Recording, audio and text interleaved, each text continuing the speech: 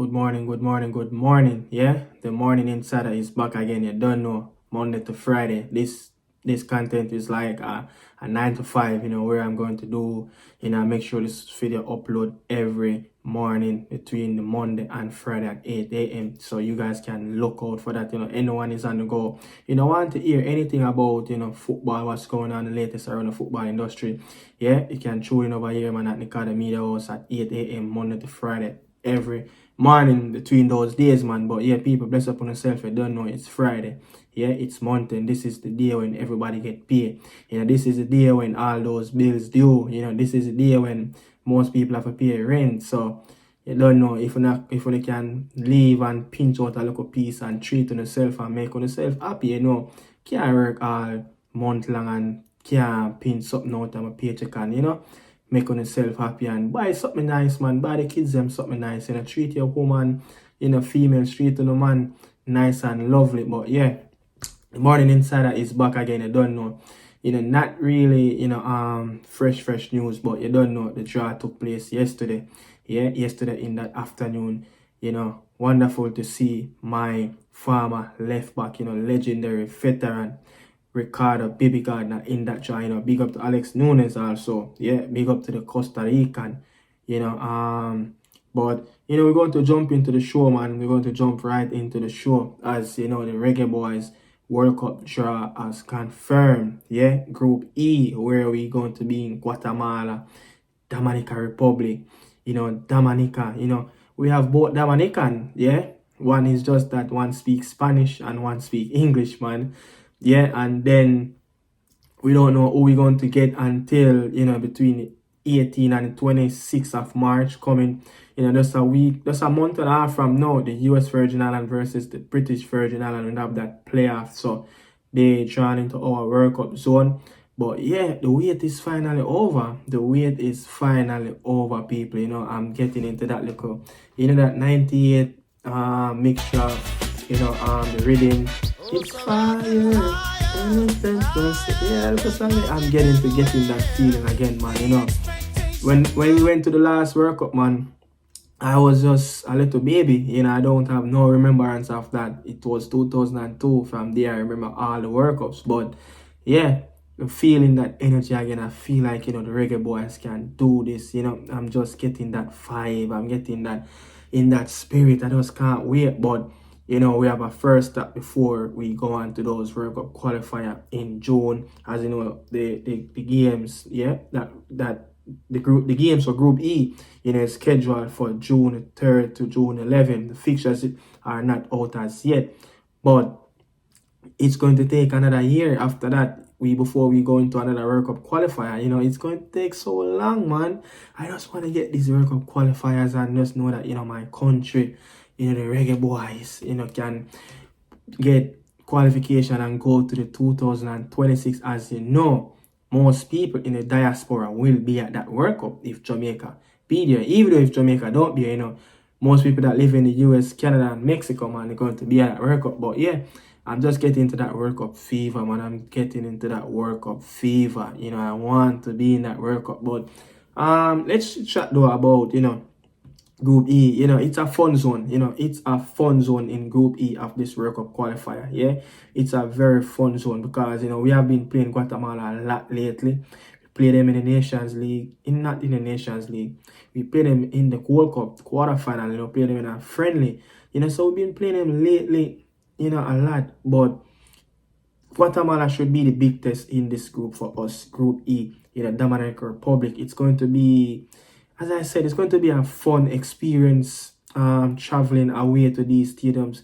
Dominican Republic, for some times now, for the last probably 5 home games now, they have been playing all around. They play games in Dominica, they play games in St. Lucia, they play games at Warner Park, and that cricket pitch, but it's going to be a fun zone, going to these countries. As it's going to be home and away, and the US Virgin Island and the British Virgin Island. What a way to travel to these countries, these little islands, to play a World Cup qualifier. It's like, when we just started to get into the groove of, into the World Cup qualifier, when we used to play that early preliminaries. Yeah, but we are big guns. We get drawn into part one, as you know. The three top guns, US, Canada, and Mexico, is not going to be there. So best time to qualify for a World Cup. But it's going to, I don't, to be honest, I'm not going to sit here as a bias and say, it's going to be a tough zone. No, this shouldn't be a tough zone for the Reggaeboyz. The talent that we have, in our squad, the talent that we have disposal around, the world, the pool of players that we have, we should just wipe this zone away. We not supposed to drop that. It's our 2 points. We should get all 3 points, in every game that we played in this zone. We should show dominance and show that, go on to the next round, where that's the business part. Yeah, that's the first class trip. That's the business trip up there. The second round is going to be that round where it's going to be a little bit tougher. But this one, Jamaica, the talent, we should go through this one. This should be a preparation.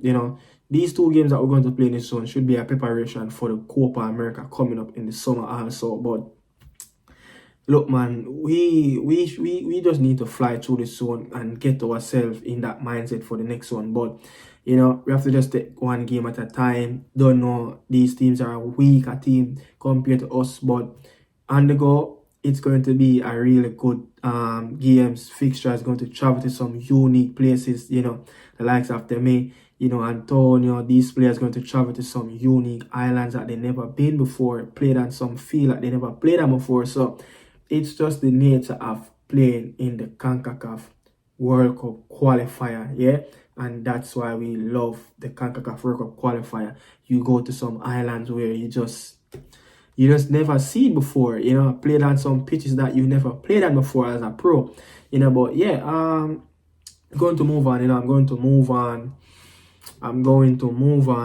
to the, but before I move on, I have a news I want to shout out, man. Anelka has landed himself a football job. He's the CEO of a Turkish team in the second tier of Turkish football. Yeah, couple years back, he spent in I think it's a club in the second tier league there in France, where he was a technical director. But and before that, he spent a couple years in academies, in France. So yeah, Nicolas Anelka have landed himself a new job, the CEO of the Turkish club in the second tier of Turkish football. It's right on the screen, you guys can see. I don't know how to pronounce that team name, but yeah, guess what, people? The FA Cup is back with us again. Yeah, and we still have Reggaeboyz International in the FA Cup. Can one of those smaller teams go on and lift the FA Cup? I don't know, but today a big game play, man. A big game play today. Bournemouth, versus Swansea. 5 goals in that first half. And Bournemouth decided to just take some players off, like Solanke. Brooks, the man that overcame that cancer treatment. Yeah, man of the match. I think he have an involvement in all the goals. He scored a goal and assist, but he is in the build-up for all the goals that scored today for Bournemouth. That's crazy, man. Big up to Brooks. Yeah, I think he's a Welshman. But I'm going to go ahead, and look ahead of the big game later today. Spurs versus Manchester City. Manchester City, they haven't scored at Spurs yard for some time now. Yeah, they haven't scored at Spurs yard for some time now, and Pep Guardiola have spoken, about that. But it's going to be a lovely game later from now. But Man City will be without a few key players, and look a bit from this. I'm going to play the press conference that Pep Guardiola spoke on. Players missing, new signings, players going out like Calvin Phillips, but I must say, man, Tottenham, this is their big opportunity, as Tottenham, they haven't won a trophy for some time now, yeah? So they need a trophy. They need something. They went to the final in the Jose Mourinho era, where they got beaten in the final in the League Cup, yeah? But I must say, man, this is Tottenham, big opportunity to get the big fish out of the pan. and it's Manchester City. Yeah, remember they won the quadruple, so you don't want them to go ahead to try get the quadruple back to back. We don't want that. But listen to Big Ange and Pep Guardiola talk and new signings. Talk about the game. Players that should get involved. Coming back after injury. James Maddison also is going to be back. But yeah, tune in, listen to what Pep Guardiola and Big Ange Postecoglou have to say about the game. Pulled them all, every Spurs supporter, and that's. I think it's fair to say. Yeah, it's fair. A large majority. That's a fair point. Team news. I'll just cover them all. From the last game, everyone's okay. Decky's obviously Kulusevski's recovered from his illness. The boys had 4 days off last week, which I think was good for them. And then post that, Matt has been training with us. He's had a full training week, so he's in a good place. And Ben and Dane Scarlett sort of just started back with the group as well. So yeah, we're getting the numbers back up. I think the ones who definitely still Gio, Manor, and Alejo, I think are the three that are still sort of away from the group. It's a couple of weeks since you last played. Is Erling Haaland going to be He's in the birch to come back. Tomorrow still is not ready, but it's close. Yeah. So training camp was good. Tried some sessions, and the last 2 days he trained. So, but it's not perfect, and we wait a little bit more. And Mano Kanji is out, and John is come back. Will be with the team selection, but he's come back. Yeah. And Edison, is he okay now? He's okay. Yeah. Yeah. So the next game is our boy Leon Chippy Bailey versus Raheem Sterling. Later from now, it's a big one at Stamford Bridge. Yeah, Chelsea is on a little farm right now. Aston Villa is up there at the table. Looking to challenge for that title race. With Liverpool, but I must say, man, this is going to be a really good game. It's going to be a really good game at the bridge. Yeah. Chelsea have been in that rumors market talking about players and all of that, but we're going to get in Chelsea transfer business. But yeah, listen to what Unai Emery and Pochettino have to say, about the game later from now. Is this Thiago Silva's last season at Chelsea? Well, I think I didn't hear what he said after the game. We didn't talk about the next season. We are so focused in this season. I think that question is more for him than for me. And because I didn't hear, I don't know what I can say about that, because I think you need to ask him, and only he knows. And of course, after the club, if it's going to be the last season or no. And Pochettino talking about the game, Unai Emery said that,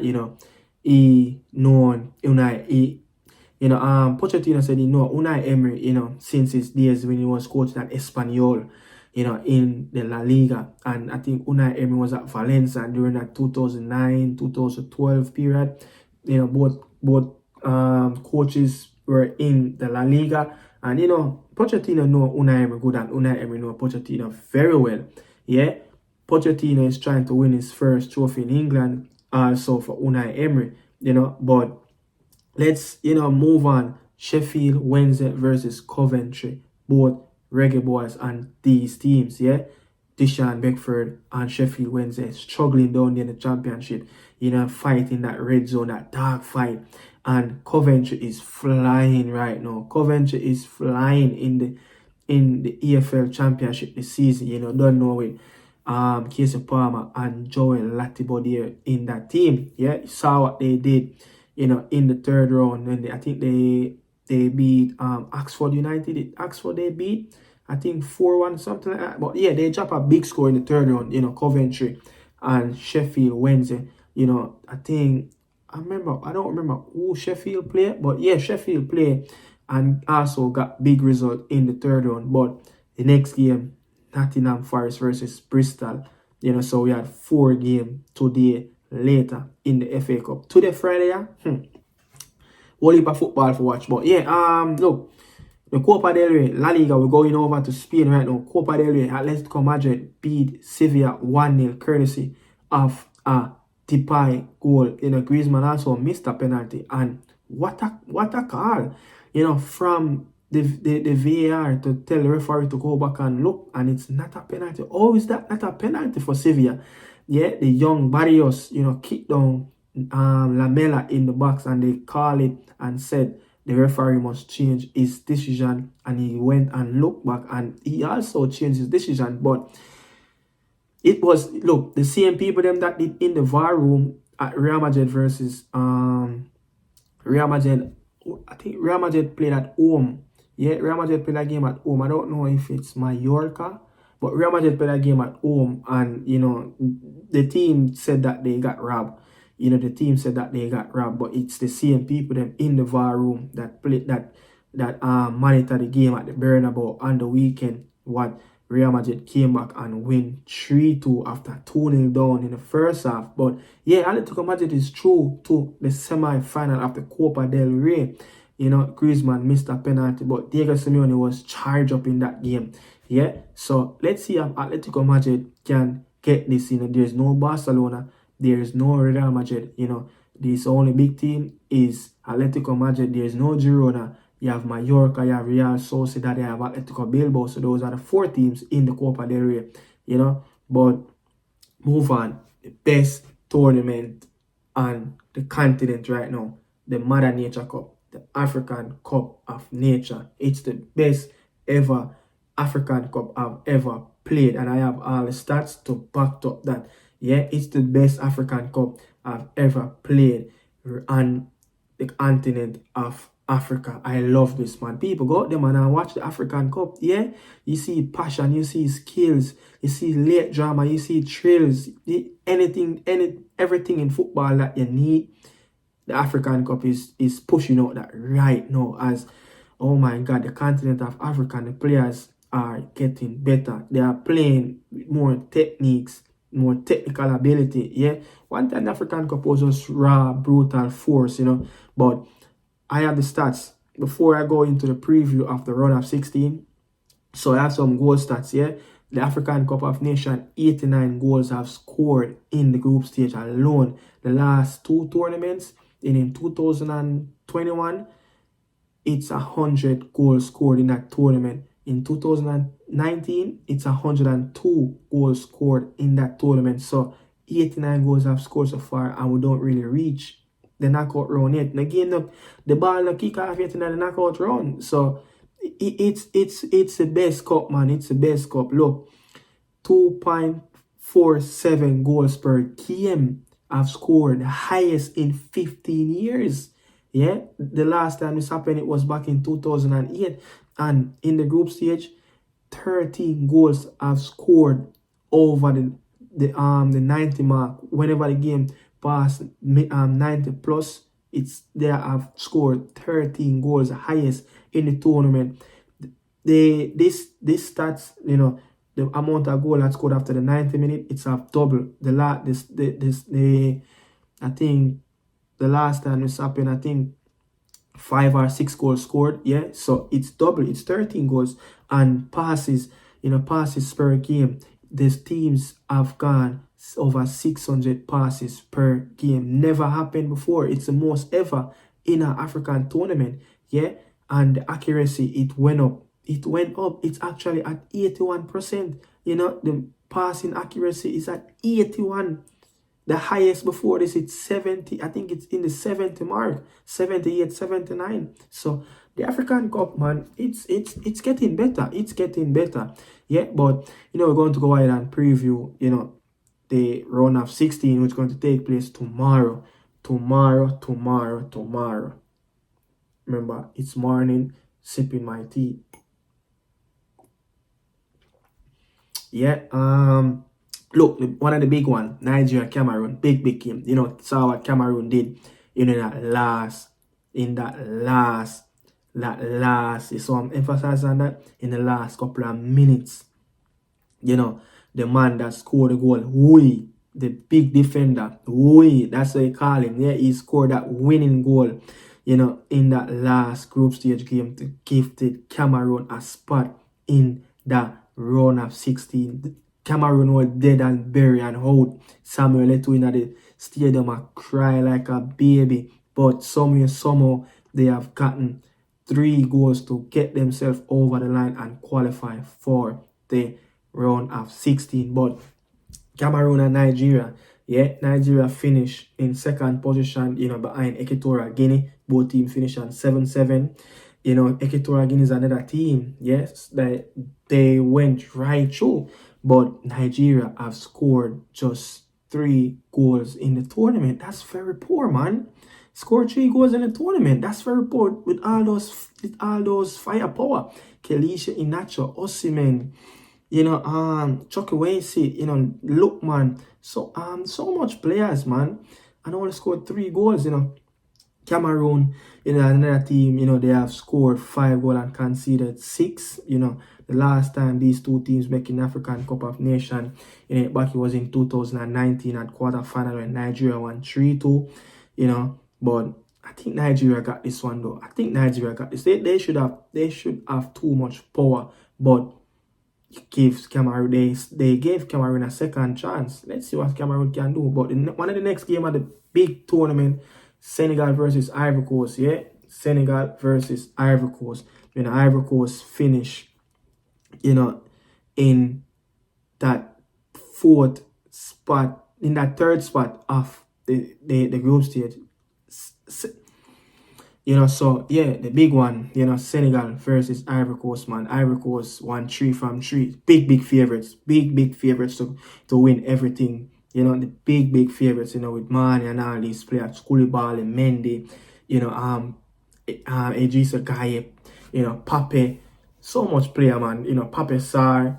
They have so much talent and their hand, to lose this tournament. But they only have conceded 1 goal, scored 8 goals in the tournament so far, 3 from 3, but Ivory Coast has fired their coach. Ivory Coast has fired their coach before they knew that they have qualified for the knockout round. So they have an interim coach right now, the assistant coach, but they're looking to loan in the big man that coaching the French women national team. Renard is currently in Africa right now, watching the African tournament, as he's a product of African football. He won the African Cup for Zambia back in 2012.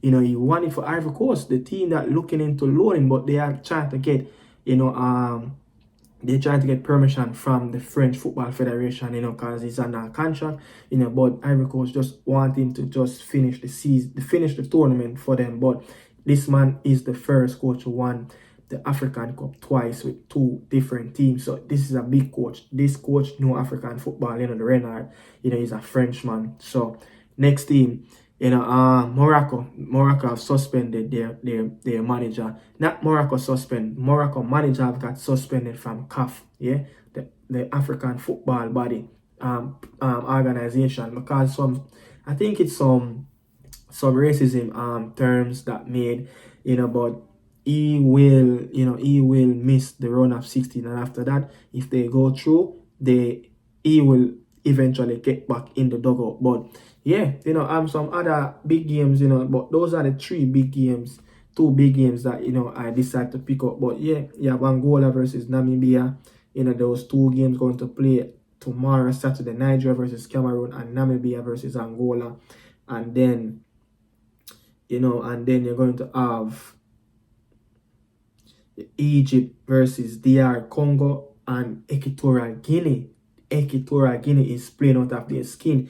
They will play Guinea in that round of 16 on Sunday. And on Monday, it will be, Senegal versus Cote d'Ivoire and Cape Verde versus Mauritania. Cape Verde, another team that's really playing some wonderful football, man. They're playing some wonderful football right now. Cape Verde, But the next sets of games, Morocco versus South Africa, Bafana, and Mali versus Burkina Faso. So that's the round of 16 for you right there for the African Cup of Nations.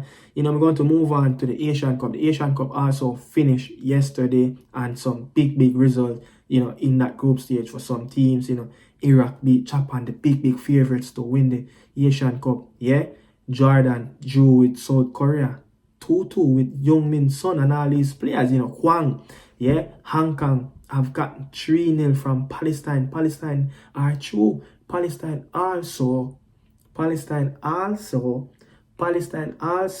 won their first ever game at the Asian Cup. Big up to Palestine. You don't know, but Iraq, you know, the first Iraq have won the Asian Cup one time. The last time they won it was 17 years ago.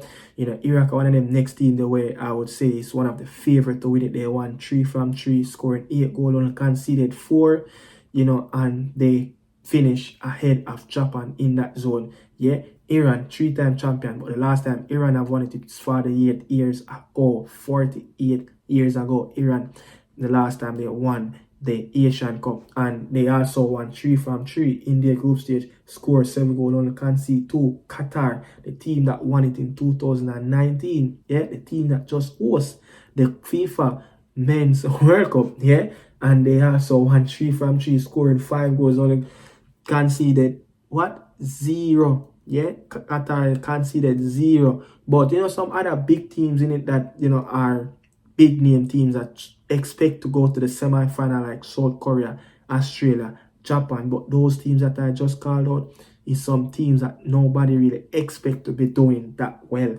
Yeah, but you know, I'm going to give the round of 16 for the Asian games, you know, but I love the Asian games, man. So much surprising, you know, so much surprising thing is happening in Asian game. So, you know, in that game, Tajikistan will play the UAE. In one of those games, Iraq will play Jordan, Australia, Indonesia. This is a big one. Saudi Arabia versus South Korea. Yeah. Iran versus Syria. Bahrain versus Japan. Bahrain is another team that I think finished ahead. I think they finished ahead of I don't remember, but I think they finished ahead of South Korea. Yeah, Bahrain. South Korea have only won 1 game in the Asian game so far. You know, Qatar will play Palestine. That will be a big game. If Palestine beat Qatar, whole lot of things happening in the stadium, man. Uzbekistan versus Thailand. So yeah, that's the round of 16 for you right there for the Asian games. Transfer center. West Ham has finally got their player. West Ham has finally got their player, Calvin Phillips. They have been chasing this player for some time, even before, you know, Manchester City snap him up, you know, away from the Yorkshire club. Leeds United, West Ham have been monitoring this player for some time now. You know, this player, I think, he's a very good player. You know, he's one of those number 6 that any coach will love. He give you anything, dirty work, passing, you know, energy. He will tackle, you know, everything that a coach really wants a number 6 to have. He have long range of pass. You know, West Ham play those to deep block, hit teams on the counter in the transition. You know, he's a player that fit the profile. He's a player that, you know, can win back the ball and make 150-yard pass, you know, to Jared Bowen, you know, Ben Rama. But, you know, David Moyes, this is his type of players that he loves. Players that work hard. Jared Bowen, a winger, work hard. Ben Rama, work hard. Antonio, work hard. Kudus, work hard. You know, all these players, them work hard. So he's the one that really fit, you know, West Ham, and think West Ham have gotten there, man. Hope they can get the other Northern player over the line, the winger, you know, Usman. But a little rumors, you know, Duran to Chelsea, the Aston Villa striker, the Colombian. You know, Chelsea trying to sign so many kids, man. You know, I don't think Durant is the answer. They also link with Callum Wilson. Callum Wilson is another player. Since 2014, 2015, he have gotten 17 injuries. 10 of those injuries are thigh strain, muscle strain injuries. Callum Wilson just can't play a full season. He has to be injured. So I don't think even Callum Wilson is the answer. Yeah, I think more likely Watkins is a player that Chelsea can also look at. but it's going to take some money to price him away from the Villa supporters then, yeah? But Chelsea in the market for a striker. Chelsea in the market for a striker. You also can listen to what Pochettino said, you know, about Chelsea linking to many strikers. Listen to what Poch have to say. I think we are too many. Listen to many rumors, you know, player in, player out, like in other clubs. At the moment, nothing to say. We work really hard about different things, different areas, but I think at the moment nothing to communicate, and we will communicate if something happens in the next few days. Desperate to sign players. I am happy with the squad. I am so happy with the players that we have, and then of course if something happens, because you know very well, and we know very well that always the last week is the most dangerous week. We need to be ready for anything that can happen, you know, on the squad. Another one, Echeverry, the Manchester City team have gotten this one over the line. This is a big one. This is a big one out of South America. Yeah, this is a player, you know, I've been talk about for the last 2 years now. Coming through that River Plate system. They said he is the new Messi. You know, I saw him at the Under 17 World Cup. You know, I saw him, you know, at the U20s. I saw him for the youth Under 23 for Argentina, and he's some product. You know, they're going to do the same thing what they did to Julian Alvarez, loan him back out to River Plate. So yeah, he will be back in 2024, the end of the season. So you know, the South American season started March and end around November. So yeah, he will be back up. Yeah, so Bayern Munich have shift gear again. They looking to sign Galatasaray left right back. You know, Sasha Boye. Yeah, Sasha Boye.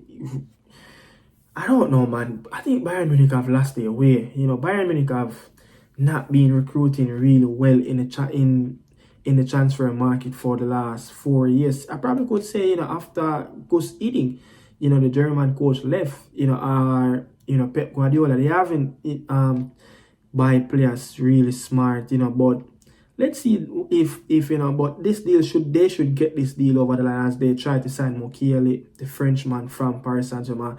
They got turned on 3 times from Newcastle for Kieran Trippier, so they're looking for a right back. Obviously, the German is, I think the Austrian is playing, you know, right back. Leimar, Kimmich is also can play right back. Kimmich is another one to link with Premier League clubs. Yeah, Kimmich have linked with Premier League clubs. So Manita Kimmich, you know, you have 18 months on his contract left. So let's see. And there's no talk of new contract yet, no new terms.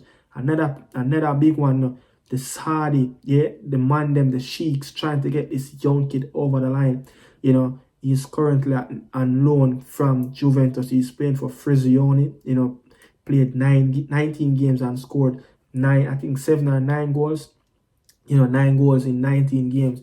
You know, of the Seria A season, this campaign. So he's 20. He's an Argentinian. You know, he's coming over from Vélez, you know, academy, coming over to Juventus academy. So he's another young prodigy, you know, from South America that Juventus really rate highly.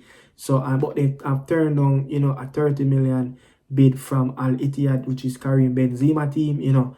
But Juventus said they're not letting him go because, you know, he has too much potential, you know. This is not a good move for the young kid at this time. He's just going to go for money and just probably ruin his career, you know. But yeah, people, come to the end of the morning, you know, the morning insider, you know. You manage to reach far, remember, don't forget to like, share, comment, and subscribe, yeah. So, you don't know, today is Friday. Look out for Monday again, brand new video of the morning insider. You don't know, this is a morning show, 9 to 5, Monday to Friday, yeah. So, give you guys something that, you know, can walk on your journey, you know. Whenever you're commuting to work, yeah, drink a cup of tea and relax. So, thanks for watching, man. This is Nicardo Media House. Peace out. Salute.